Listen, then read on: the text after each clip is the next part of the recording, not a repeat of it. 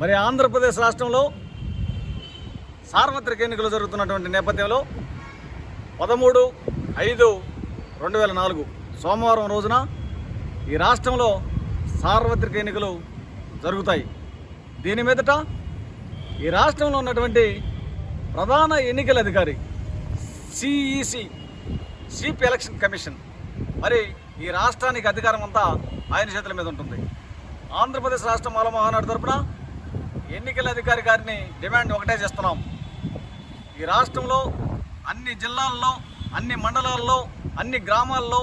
అన్ని పోలింగ్ బూతుల్లో మరి ముఖ్యంగా ఎండ తీవ్రత ఎక్కువగా ఉన్నది కాబట్టి ఈ అన్ని పోలింగ్ బూతుల్లో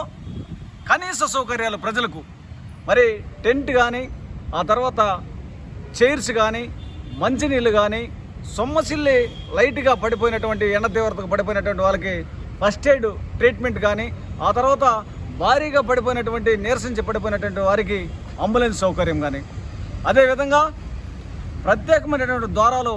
క్యూలు వృద్ధులకు, వికలాంగులకు, గర్భిణీ స్త్రీలకు, మరి బాలింతలకు ప్రత్యేకమైన ద్వారాల వారికి కూడా అవకాశం కల్పించాలని, ఈ విధమైనటువంటి చర్యలు మరి ప్రతి ఒక్క పోలింగ్ బూత్ దగ్గర కల్పించాలని ఆంధ్రప్రదేశ్ రాష్ట్ర మాల మహానాడు తరపున మన రాష్ట్ర ఎన్నికల అధికారి గారిని డిమాండ్ చేస్తున్నాం.